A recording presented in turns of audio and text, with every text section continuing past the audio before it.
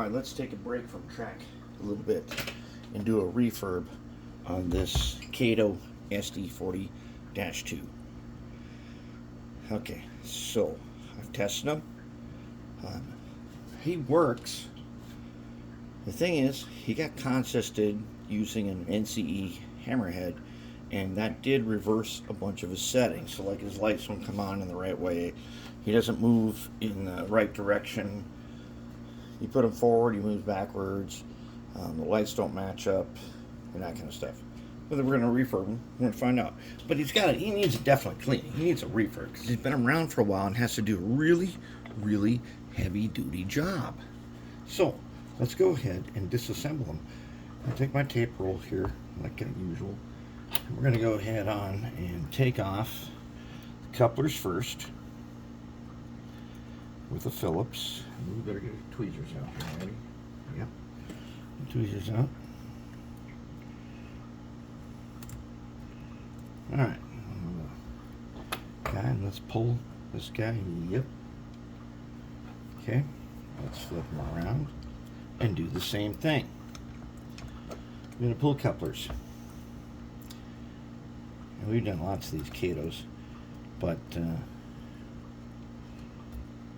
it's time to do another screw. And this guy's out. We might as well go ahead and take out the bottom, which I don't even remember what that holds, but it doesn't matter because it's got to come out anyways.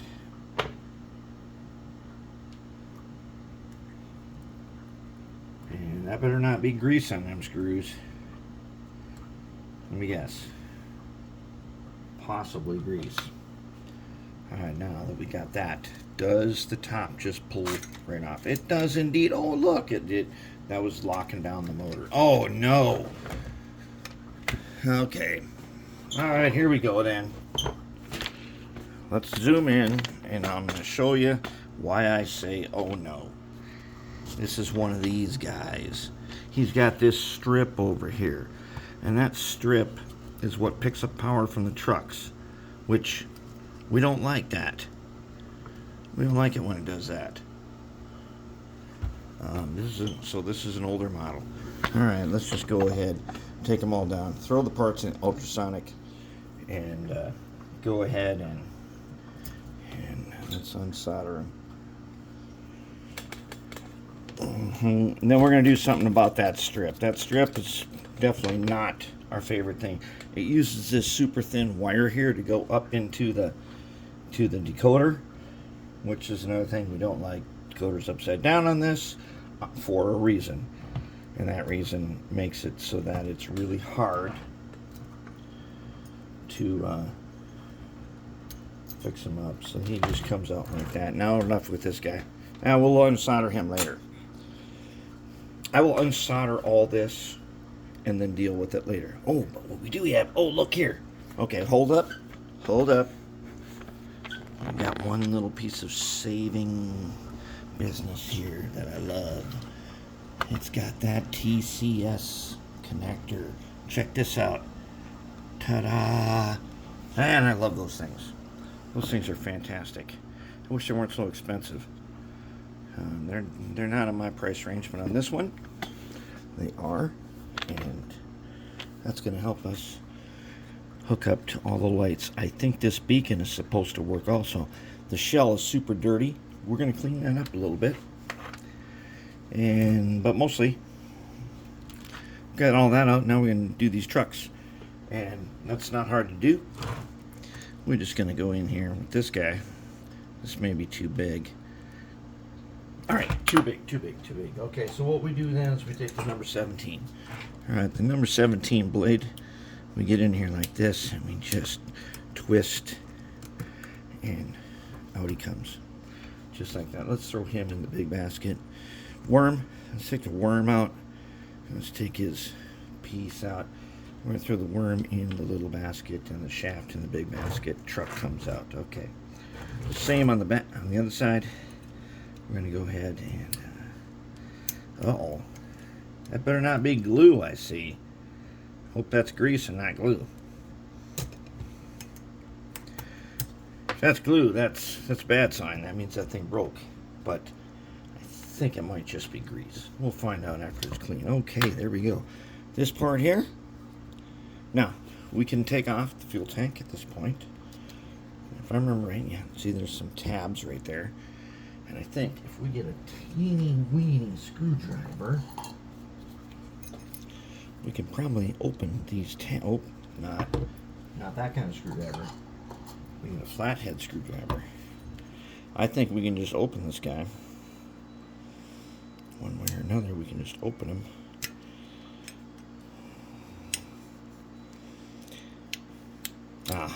There. There's the trick. Instead of trying to open it at the tab, open it at the tank. Okay, there we go. We are going to end up doing milling on this.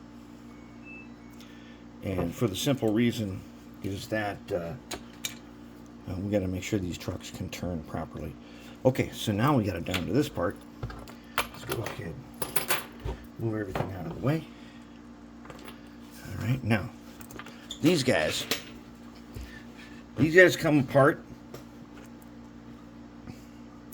and the way they come apart is they're locked in with these tabs. Oh, that's not good. That guy's supposed to be locked in there. What the crap? He is supposed to be locked in, and he wasn't. He definitely needs a cleaning, though. You can tell that. So hopefully he's not melted on here. And there's a good chance that this locomotive is here because this thing might have been melted in place. And look at my tweezers. The tips are bent. Let's go ahead and flatten them out a little bit.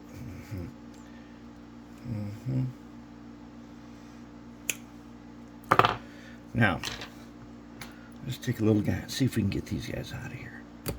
Yeah, just like that. Definitely greasy. Very greasy. Very, very greasy.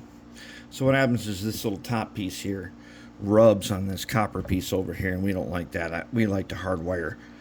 And so this could be somewhat of a major rebuild. All right, anyways, grease everywhere, grease. In the basket you go. In the basket you go. Now, I don't think it's supposed to be that way. Seems to me that these guys are supposed to be locked in when you do that. And if I remember correctly, they are supposed to be locked in. Looks like this worm housing here. Looks like this worm housing. Wow.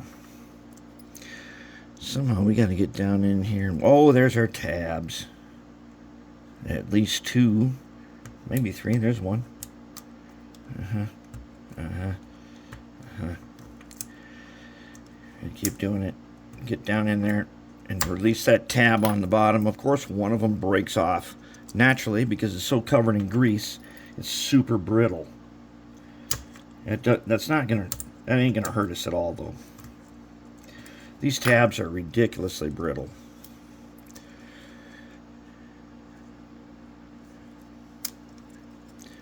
Yep, that released that guy. Now we need to get, let's take our 17, see if we can't unlock.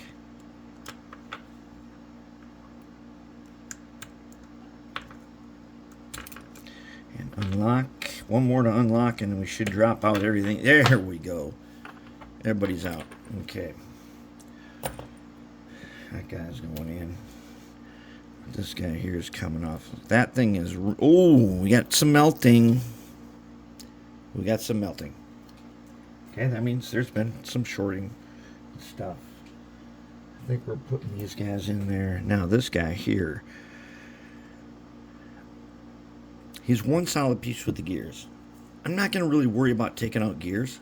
It's already good to go. Let's just clean him. He'll be fine if we just clean him. Now let's see if we can do this guy and release. If he's done right, he will release. But apparently, at least one side is ridiculously brittle.